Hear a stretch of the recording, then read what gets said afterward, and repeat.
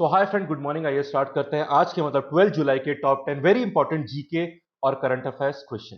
पहला सवाल देखिए। डीसीजीआई मतलब drugs controller general of India has given approval for the use of itolizumab for restricted emergency use in covid 19 care. अब आपको ये बताना है कि जो ड्रग है इटोलीजुमाब ये किस चीज को ट्रीट करने में काम आती है, and the answer is psoriasis.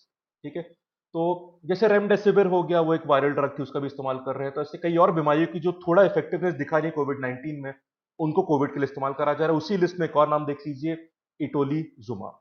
अब सोरियासिस की दवा है ये। सोरियासिस क्या होता है? एक तरह का स्किन डिसऑर्डर होता है जहां पे स्किन बहुत हाई रेट से मल्टीप्लाई करती है, इस कारण से स्किन पे कुछ वाइट और रेड पैचेस हो जाते हैं। अब उसकी ड्रग का इसमें इस्तेमाल करेंगे। ये ड्रग जो थी इटोलीजुमाब, ये बायोकॉन कंपनी 2013 से ही मैन्युफैक्चर कर रही है। किस ब्रांड नेम से? अलजुमाब। अब इसका यूज कोविड में भी करा जाएगा रिस्ट्रिक्टेड वे में, not everybody can use it. After official permission ये पूरा काम होता है। ठीक है, तो ये अपडेट है। तो हमें इन कुछ इंपॉर्टेंट ड्रग्स के नाम पूरे ध्यान में रखने पड़ेंगे, पर जब भी ऐसे ड्रग्स के नाम न्यूज में आते हैं मैं खबर आपके लिए लेके आ जाता हूं, तो काफी रहेगी इतनी जानकारी। सोरियासिस ध्यान रखिएगा। Question number 2।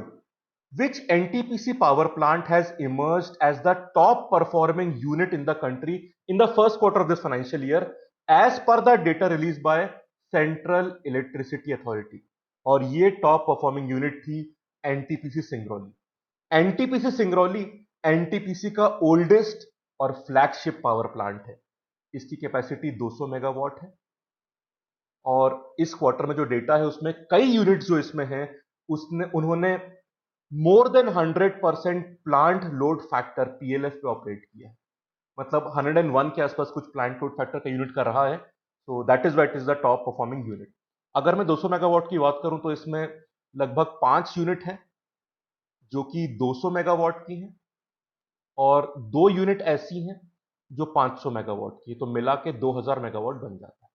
इतनी जानकारी काफी रही, को डिटेल में की जरूरत नहीं है आपको। क्वेश्चन नंबर 3, बहुत interesting question. World's largest camera trap wild life survey has been conducted in which country? मतलब कि जब पूरे कैमरास वगैरह, कैमरा ट्रैप मतलब कैमरा मतलब रिकॉर्डिंग वाला, वैसा ट्रैप नहीं कि जाल लगा रहे हैं, कैमरा के ट्रैप्स। वाइल्ड लाइफ सर्वे के लिए मतलब wild life counting and so on, उन सब कामों के लिए ऐसी लार्जेस्ट एक्सरसाइज वर्ल्ड में इंडिया में हुई है।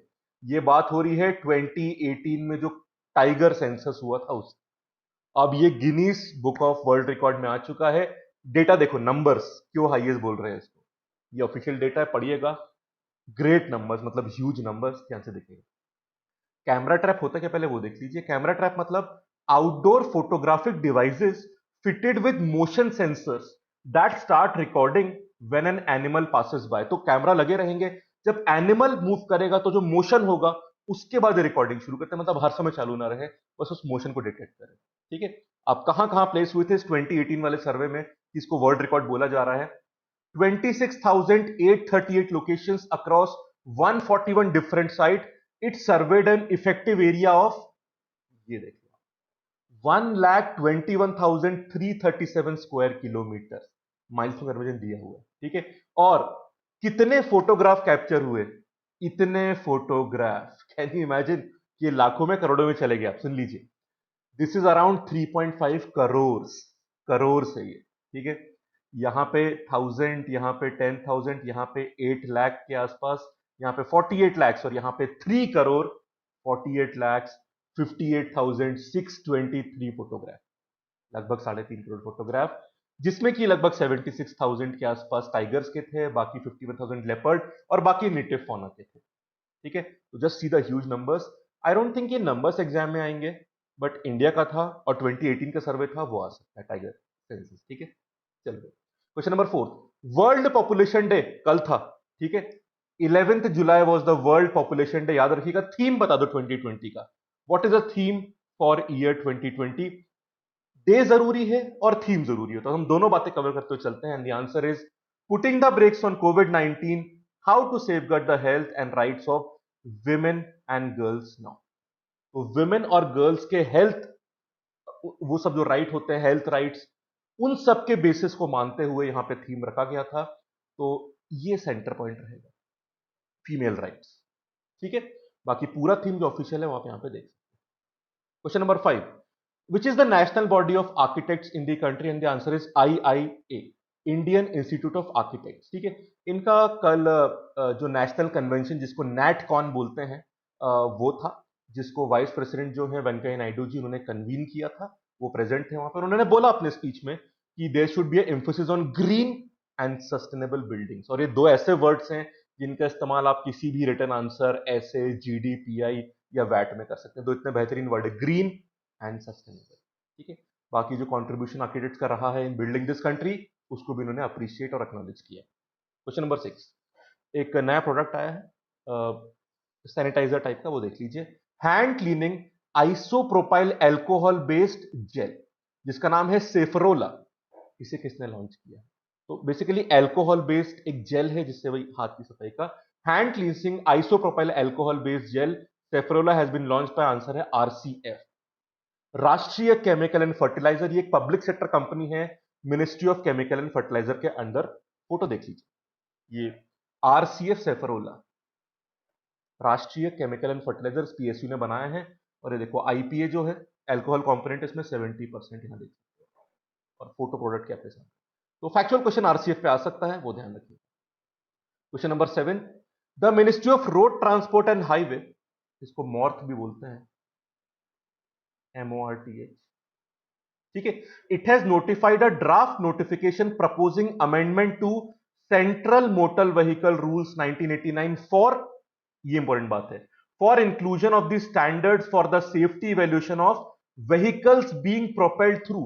किस तरह के नए व्हीकल की यहां पे बात चल रही है, इंक्लूजन की बात चल रही है, उनके सेफ्टी इवैल्यूएशन की बात चल रही है. And the answer is hydrogen fuel cells. तो जो हाइड्रोजन फ्यूल सेल से व्हीकल प्रोपेल होंगे, उनके सेफ्टी इवैल्यूएशन के जो स्टैंडर्ड्स रहेंगे, उनके इंक्लूजन के लिए इस रूल में अमेंडमेंट करा गया है. ये खबर है. ठीक है, बाकी जितने भी स्टेक होल्डर्स और एक्सपर्ट्स हैं, उन सब के ओपिनियंस और कॉन्ट्रीब्यूशंस इनवाइट करे गए हैं. वो अपना ओपिनियन दें इन चेंजेस के बारे में. तो उसका पूरा पीआईबी में और वेबसाइट में आप देख सकते हैं, पूरा एड्रेस वगैरह है, ईमेल वगैरह है. तो उसमें सारे एक्सपर्ट और स्टेक होल्डर्स अपना ओपिनियन दे सकते हैं. अब ये चीजें आगे कैसे बढ़ती हैं वो मैं अपडेट करता रहूंगा, पर फिलहाल ये नाम ध्यान रखिएगा, हाइड्रोजन फ्यूल सेल से जो प्रोपेल होंगी व्हीकल, उनके सेफ्टी इवोल्यूशन के लिए जो स्टैंडर्ड्स हैं, उनके लिए अमेंडमेंट इस 1989 के रूल में करा जाए.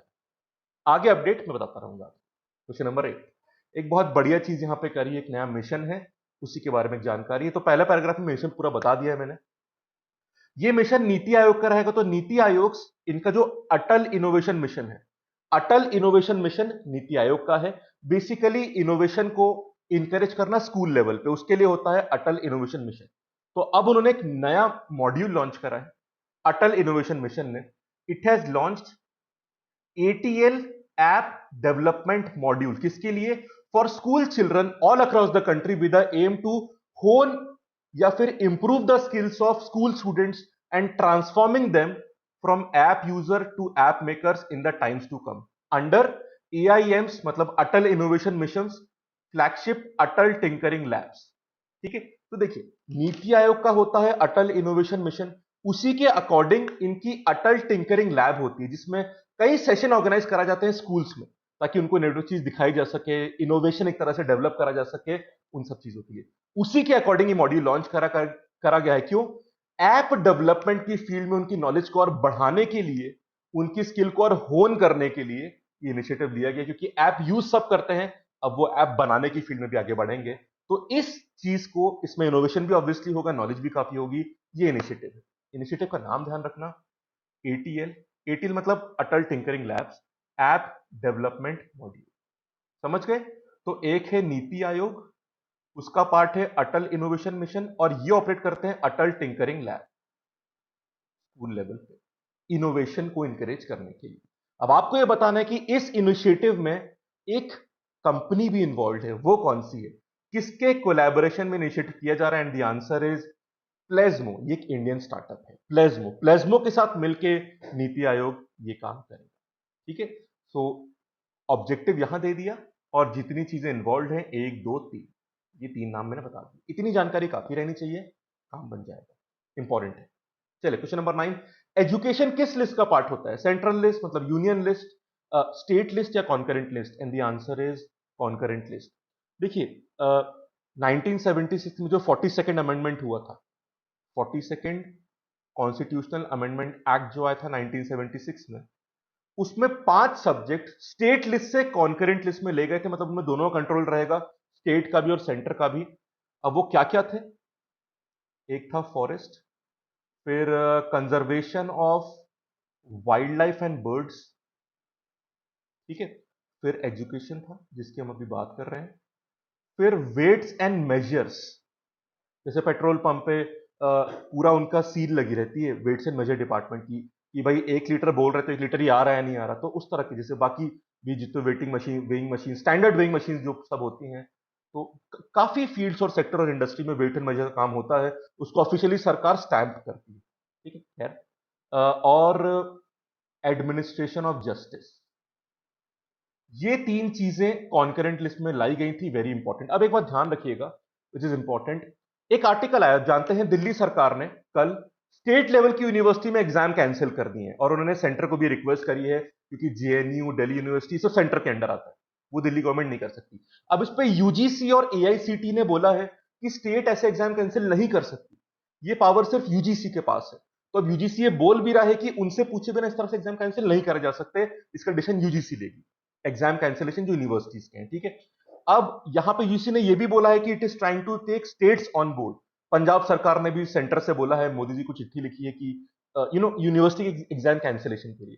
तो यूजीसी कहने का मतलब ये कि यार स्टेट्स को यूनिलैटरली डिसीजन नहीं लेना चाहिए, यूजीसी डिसीजन ले सकती है, और वो स्टेट्स को अब ऑन बोर्ड लेने का प्रयास कर रही है।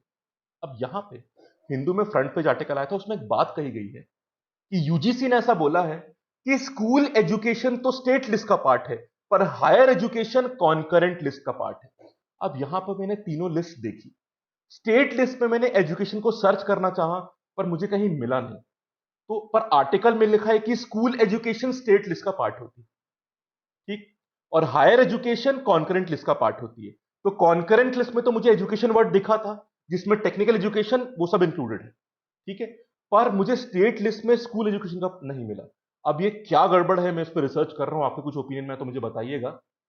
कि हिंदू का आर्टिकल बोलता है कि स्कूल एजुकेशन स्टेट लिस्ट का पार्ट है और हायर एजुकेशन कॉन्करेंट लिस्ट का पार्ट है, ठीक है, पर ऑफिशियल लिस्ट में स्टेट लिस्ट में मुझे एजुकेशन वर्ड नहीं मिला, तो थोड़ा मुझे इस पर अपडेट करिएगा, आपको अगर कुछ जानकारी मिलती है, बाकी मैं भी रिसर्च कर रहा हूं। लास्ट क्वेश्चन, क्वेश्चन नंबर 10, पद्मन पद्मनाभ स्वामी टेम्पल, ठीक है, पद्मनाभ स्वामी टेम्पल किस सिटी में लोकेटेड है? आंसर है तिरुवनंतपुरम, केरला में। देख सकते हैं फोटो आप। एक्चुअली इस पे केस चल रहा है जिसका रिजल्ट कल आने की चांसेस है, कल सुप्रीम कोर्ट इस पे जजमेंट दे सकता है। पद्मनाभ स्वामी टेम्पल का इशू ये है, एक्चुअली इस टेम्पल के जो भी इश्यूज या प्रॉपर्टीज है उसमें प्राइमरी कंट्रोल किसका रहेगा, स्टेट गवर्नमेंट का या फिर जो अर्स्टवाइल रॉयल ट्रावनकोर फैमिली है, इन दोनों में से किसका कंट्रोल रहेगा पद्मनाभ स्वामी टेम्पल पे, उसके ऊपर जजमेंट सुप्रीम कोर्ट में कराने की chances, it's a very important judgment हो सकता है।